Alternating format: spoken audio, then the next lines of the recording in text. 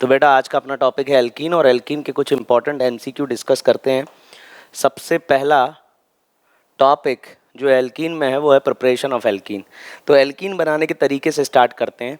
Ethylene dibromide होता है, ये 2 कार्बन दोनों पे ब्रोमीन, और इसमें अगर जिंक डाल दिया, when heated with zinc dust in alcohol, तो होता क्या है, ये ZnBr2 निकल जाता है और यहाँ पर बन जाता है इथीन। ठीक है, और यहाँ ZnBr2 निकल जाएगा। तो यहाँ पर देखो ये 2 हैलोजन निकल जाएंगे, तो यहाँ पर ये क्या हो गया, डीहैलोजिनेशन।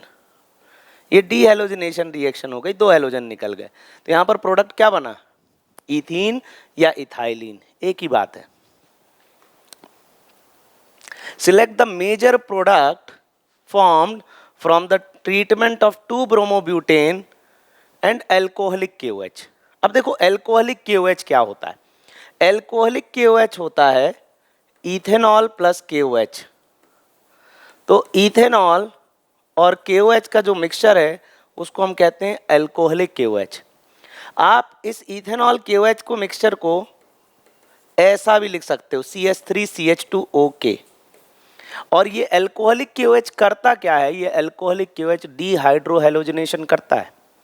डी का मतलब कम होना, हाइड्रो मतलब हाइड्रोजन, और हेलो मतलब halogen.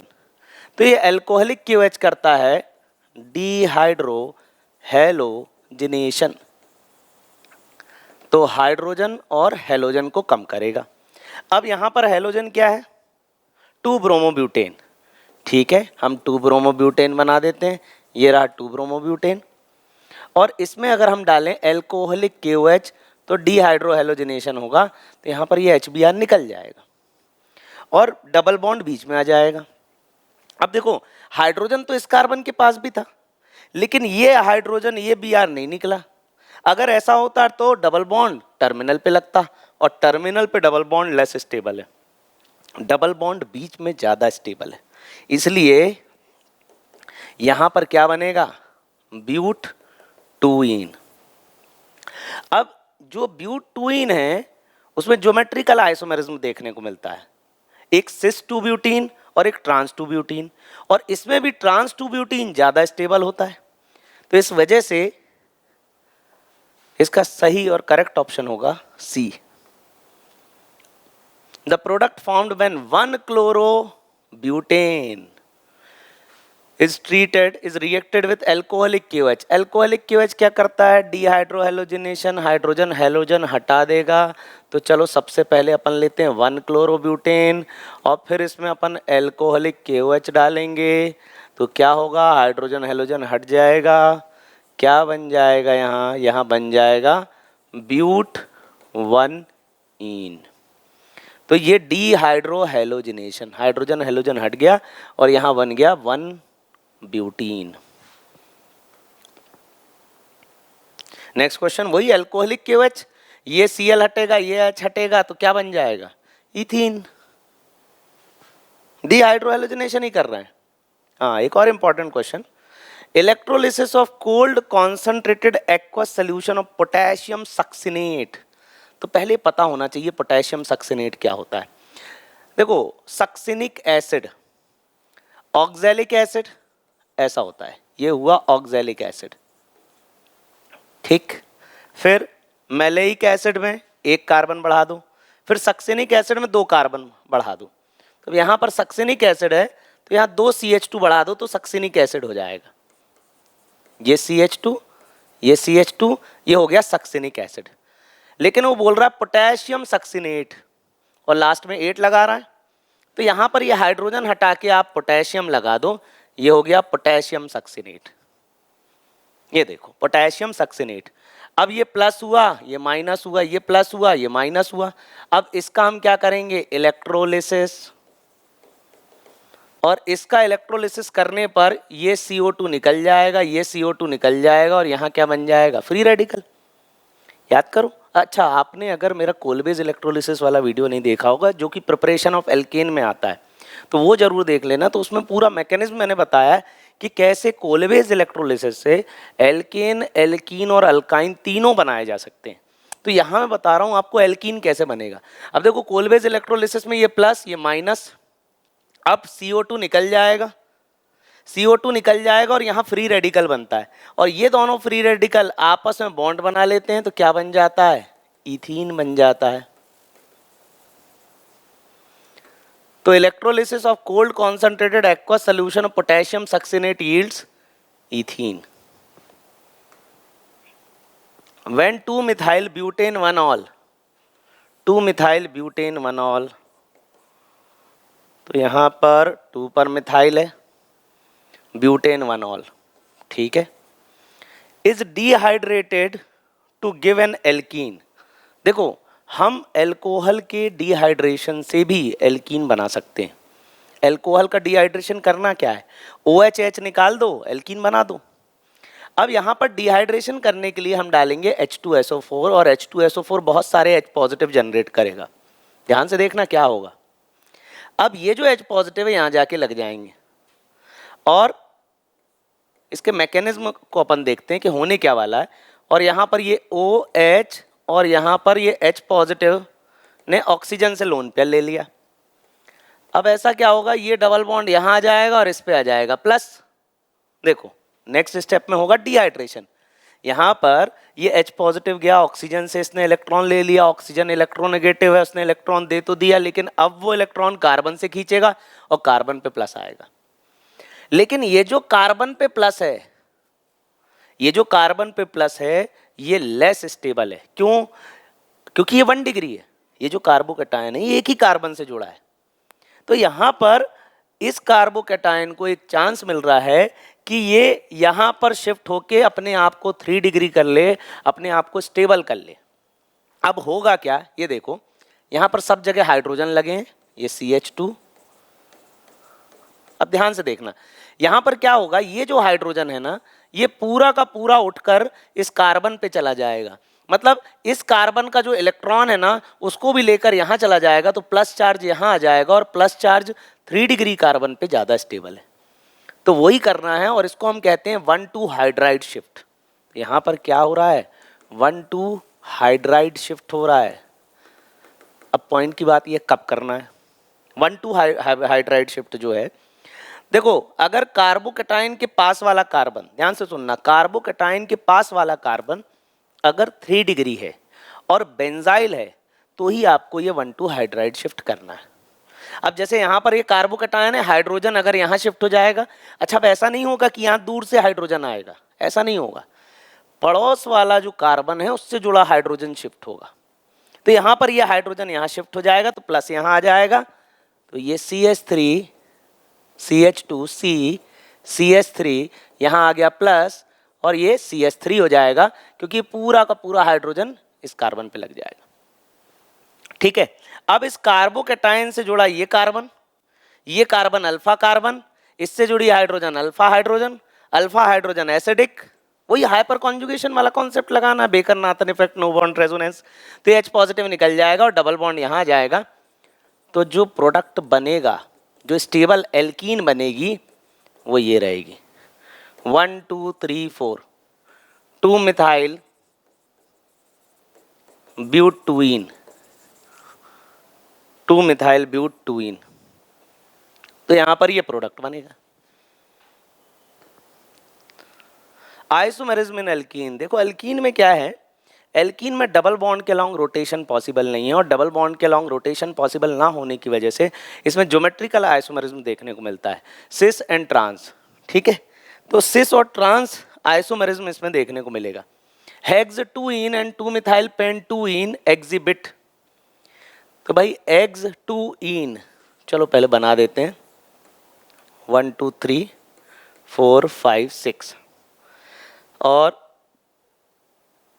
CH3 CH CH CH2 CH2 CH3, ये हो गया हेक्स 2इन। अब देखो डबल बॉन्ड बीच में, इसको रखो सेंटर पे, ये दोनों हाइड्रोजन रखो साथ में, तो ये हो गया सिस, ये हो गया सिस हेक्स 2इन। फिर अपने को बनाना है ट्रांस। अब ट्रांस में C डबल बॉन्ड C, ये H, यहाँ CH3, और ये CH2 CH2 CH3, तो यहाँ बन जाएगा ट्रांस। अब देखो डबल बॉन्ड अगर बीच में है इस तरीके से, तो हम देखो दोनों हाइड्रोजन साथ में सिस, दोनों हाइड्रोजन अपोजिट ट्रांस, तो यहाँ पर ज्योमेट्रिकल आइसोमेरिज्म ही होना है। ठीक है, which of the following compound will show geometrical isomerism. चलो स्ट्रक्चर बनाते हैं। साइक्लोहेक्सीन, अब उसने देखो एल्कीन दे दी, ये साइक्लोहेक्सीन, क्या ये ज्योमेट्रिकल आइसोमेरिज्म शो करेगी? नहीं करेगी। हेक्स टूइन, अभी अपन ने देखा, हाँ ये तो करेगी। अब हेक्स थ्री आइन में ट्रिपल बॉन्ड आ जाएगा, और ट्रिपल बॉन्ड के लॉन्ग आपका सिस ट्रांस बन ही नहीं पाएगा। ठीक है, तो ये भी नहीं करेगा। और 1,1 डाइफिनाइल इथाइलिन, अब एक ही पर दो सिमिलर ग्रुप हों तो भी ज्योमेट्रिकल आइसोमेरिज्म नहीं बनेगी। ये देखो, अब इसमें कैसे बनेगा सिस ट्रांस? ठीक है, आप एक ही कार्बन पे दो सिमिलर ग्रुप हैं, आप इनको चेंज भी करोगे तो भी नहीं बनेगा। तो यहां पर हेक्स टूइन या 2 हेक्सीन सही ऑप्शन है। Alkene, detection of alkene. अब डबल बॉन्ड को कैसे डिटेक्ट करना है, हम कैसे पता करेंगे कि एक कंपाउंड में या किसी लिक्विड में डबल बॉन्ड है? तो डबल बॉन्ड को डिटेक्ट करने के दो तरीके। एक होता है ब्रोमीन वाटर टेस्ट। आप ब्रोमीन वाटर डाल दो तो जो एल्कीन के डबल बॉन्ड है वो ब्रेक हो जाएंगे और ब्रोमीन वहाँ ऐड हो जाएगा, जिससे उसका ब्रोमीन का ब्राउन कलर डीकलराइज हो जाएगा। वैसे ही एक होता है KMnO4 के साथ। KMnO4 का वायलेट कलर होता है, और KMnO4 को अगर हम इथीन के साथ डालें तो KMnO4 का कलर चेंज हो जाएगा और इथीन इथिलीन ग्लाइकॉल हो जाएगा। इन्हीं दो टेस्ट के बारे में हम बात करेंगे। देखो यहाँ पर ये पहला यही दिया है, the disappearance of characteristic purple colour of KMnO4। KMnO4 purple colour का होता है। In this reaction with an alkene is the test of unsaturation, it is known as. देखो KMnO4 को हम बेयर्स रिएजेंट भी कहते हैं, और यहाँ पर ये जो टेस्ट है ये बेयर्स टेस्ट है। तो बेयर टेस्ट में होता क्या है, हमें इथीन में हमने क्या डाला, KMnO4 डाला और वाटर डाला। ठीक है, अब यहाँ पर क्या होगा, ये जो इथीन है ये इथिलीन ग्लाइकॉल में कन्वर्ट हो जाएगा, और ये जो पर्पल कलर है वो पिंक में कन्वर्ट हो जाएगा। ठीक है, तो ये जो कलर है डीकलराइज हो जाएगा इथीन में, क्योंकि इथीन इथिलीन ग्लाइकॉल बना लेगा। तो ये पहला टेस्ट है कि हाँ भाई डबल बॉन्ड प्रेजेंट है, तभी KMnO4 अपना कलर चेंज कर रहा है। The reagent which is used to distinguish between propene and propyne। अब देखो प्रोपीन, ये प्रोपीन का स्ट्रक्चर है, और प्रोपाइन ये प्रोपाइन का स्ट्रक्चर है, प्रोपीन एंड प्रोपाइन। अब अगर हम बात करें ब्रोमीन, एक होता है ब्रोमीन वाटर टेस्ट, जैसा कि अभी मैंने बताया था। अगर आप यहाँ Br2 डालोगे ब्रोमीन, तो ब्रोमीन जाके डबल बॉन्ड तोड़कर दोनों में लग जाएगा, और यहाँ ट्रिपल बॉन्ड इसमें ब्रोमीन डालोगे तो भी ये ट्रिपल बॉन्ड तोड़कर चारों में लग जाएगा। देखो कैसे लगेगा, यहाँ ट्वाइस Br2 लग जाएगा, CH3C CH, और यहाँ पर ब्रोमीन ब्रोमीन और ब्रोमीन ब्रोमीन। तो ब्रोमीन अनसैचुरेटेड कंपाउंड का टेस्ट है, मतलब डबल और ट्रिपल बॉन्ड में दोनों ही केस में ब्रोमीन रिएक्ट कर जाएगा और कोई डिस्टिंग्विश नहीं आएगा यहाँ पर, मतलब दोनों ही केस में ब्राउन कलर डीकलराइज हो जाएगा। ठीक है, तो यहाँ ब्रोमीन वाटर टेस्ट हम नहीं लगा सकते। एल्कलाइन KMnO4 की हम बात करें तो ये भी टेस्ट ऑफ अनसैचुरेशन वाली बात है, डबल ट्रिपल बॉन्ड दोनों के साथ रिएक्ट करेगा। फिर हम डालेंगे ammoniacal AgNO3, ammoniacal silver nitrate. तो ये जो अमोनिकल सिल्वर नाइट्रेट है, हाँ ये अल्काइन के साथ रिएक्ट करता है, और कैसे करता है इस बात को समझना। देखो ये है अल्काइन, और इसमें अगर मैं AgNO3 डालूं, सिल्वर नाइट्रेट डालूं, तो यहाँ पर क्या है, ये एसिडिक हाइड्रोजन है, और ये एसिडिक हाइड्रोजन हट जाएगी। क्यों एसिडिक है? देखो ये कार्बन sp हाइब्रिडाइज्ड है, इसमें 50% एस कैरेक्टर है, एस कैरेक्टर ज़्यादा होने से इसकी इलेक्ट्रोनेगेटिविटी ज़्यादा है, तो ये इस हाइड्रोजन का इलेक्ट्रॉन छीन लेता है जिससे माइनस प्लस बन जाता है, Ag आके यहाँ लग जाएगा और यहाँ पर ये CH3C triple bond C Ag बना लेगा, सिल्वर प्रोपाइनाइड, और ये वाइट प्रेसिपिटेट होता है ना। तो कहीं ना कहीं अमोनिकल AgNO3 अल्काइन को डिस्टिंग्विश करने के काम आता है। केमिकल रिएक्शन ऑफ एल्कीन, ठीक है। अब कौन कौन सी एल्कीन में केमिकल रिएक्शन होती है इसकी बात करते हैं। एल्कीन में क्या है? डबल बॉन्ड, और डबल बॉन्ड है तो एडिशन पॉसिबल है, ओजोनोलिसिस पॉसिबल है। अब ओजोनोलिसिस में क्या करना है भाई? डबल बॉन्ड तोड़ दो, डबल बॉन्ड ऑक्सीजन जोड़ दो। अब देखो यहाँ पर ये डबल बॉन्ड है, ये डबल बॉन्ड तोड़ दो, डबल बॉन्ड ऑक्सीजन जोड़ दो, तो ये क्या बन जाएगा? प्रोपेनोन या एसीटोन। तो यहाँ पर क्या बनने वाला है? एसीटोन। ये देख लो, दो मॉलिक्यूल बन जाएंगे एसीटोन के। तो ओजोनोलिसिस में हमें क्या याद रखना है? डबल बॉन्ड तोड़ दो, डबल बॉन्ड ऑक्सीजन जोड़ दो। और ओजोनोलिसिस का मतलब क्या होता है? Break down. तो आपको यहाँ ब्रेक करना है, ब्रेक करके अलग करना है। ओजोन की प्रेजेंस में एल्कीन का टूटना, ozonolysis. Ozonolysis of which of the following will give two molecule of acetaldehyde. अब एसिटल्डिहाइड क्या है? ये हो गया एसिटल्डिहाइड, और इसके दो मॉलिक्यूल, इसके दो मॉलिक्यूल कौन दे देगा भाई? दूसरा एसिटल्डिहाइड बना देता हूं। आज जिन कार्बन के पास डबल बॉन्ड ऑक्सीजन है, ध्यान से सुनना, आज जिन कार्बन के पास डबल बॉन्ड ऑक्सीजन है, इनके बीच कभी डबल बॉन्ड रहा होगा तो वो डबल बॉन्ड बना दो, और क्या बन जाएगा? ब्यूटूइन, 2 ब्यूटीन बन जाएगा। द ओलिफिन, ओलिफिन का मतलब भी एल्कीन होता है, ठीक है। Which on ozonolysis gives propanal and ethanal.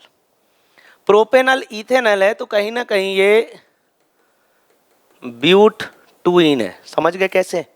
ये देखो, ये हो गया इथेनल, ये हो गया प्रोपेनल। ये तो बहुत आसान है, ब्यूटूइन के ओजोनोलिसिस से इथेनल प्रोपेनल बनेगा।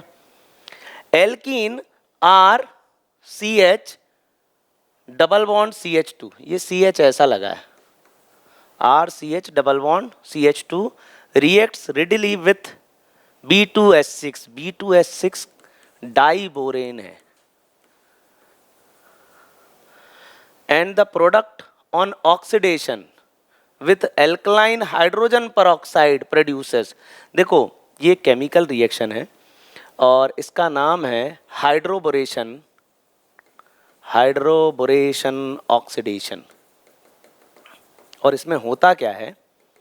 इसमें टर्मिनल अल्कोहल बनता है। आपको एक बात याद रखनी है, इसमें टर्मिनल अल्कोहल बनेगा। ये टॉपिक आएगा अल्कोहल फिनॉल ईथर में। CH3CH डबल बॉन्ड CH2, ये प्रोपीन है। अगर मैं इसमें B2S6 डालूं, H2O2 वाटर की प्रेजेंस में, एसिडिक मीडियम में, एसिडिक मीडियम में इसको रिएक्ट कराएं, नहीं सॉरी अल्कलाइन मीडियम है, अल्कलाइन हाइड्रोजन परऑक्साइड है, अल्कलाइन मीडियम में इसको रिएक्ट कराएं, तो होगा क्या कि ये OH यहाँ लग जाएगा और ये केमिकल रिएक्शन ऑफ एल्कीन है और प्रिपरेशन ऑफ एल्कोहल है। तो यहाँ पर क्या है? टर्मिनल अल्कोहल बनता है प्रोपेन 1ऑल। हाइड्रोपोरेशन ऑक्सीडेशन आपको और डिटेल में समझना हो, मैं डिस्क्रिप्शन में लिंक दे दूंगा हाइड्रोपोरेशन ऑक्सीडेशन की। तो यहाँ पर क्या बनेगा? RCH2CH2OH बनेगा, ये बनेगा। बाकी और कोई तो स्ट्रक्चर सही लग ही नहीं रहा है। In the reaction C2H5CH double bond CH2HX। अब X कोई हैलोजन है, क्लोरीन है, ब्रोमीन है ना। अब ये प्लस ये माइनस हो जाएगा। अब देखो इसका प्लस आई डबल बॉन्ड, तो ये माइनस, ये पॉजिटिव, तो यहाँ पर ये H हो जाएगा, फिर ये X यहाँ लग जाएगा। तो यहाँ क्या हो जाएगा? C2H5CHX और CH3। तो X कहाँ लगने वाला है? यहाँ लगने वाला है। खुद ही सोचो, एक तो देखो C2H5 का प्लस आई है, फिर आप देखो जो कार्बोकटायन है वो 1 डिग्री, अगर यहाँ प्लस चार्ज आता तो 1 डिग्री कार्बोकटायन बनता है, एक ही कार्बन से घिरा हुआ है। लेकिन यहाँ पर आएगा तो 2 डिग्री कार्बोकेटायन बनेगा, तो 2 डिग्री कार्बोकेटायन ज़्यादा स्टेबल है, इसलिए ऑप्शन सी मोर करेक्ट है।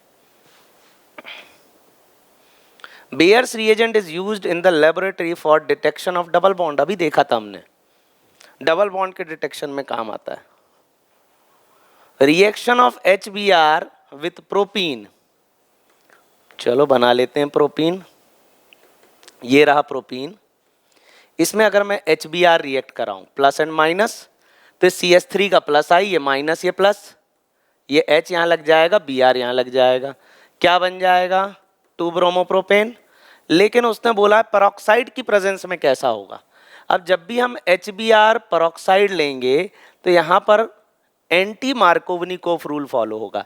ये हुआ Markovnikov rule, negative part of reagent उस कार्बन से जुड़ा जिसके पास हाइड्रोजन कम है, ये मार्कोवनिकोफ रूल है। और यहाँ पर HBr पेरोक्साइड के साथ क्या करना है, एंटी मार्कोवनिकोफ करना है, मतलब Br को इससे जोड़ना है। तो CH3 CH2 CH2 Br, ये भी केमिकल रिएक्शन है एल्कीन की, तो ये क्या बन जाएगा 1 ब्रोमो N प्रोपाइल ब्रोमाइड, ये सही ऑप्शन है।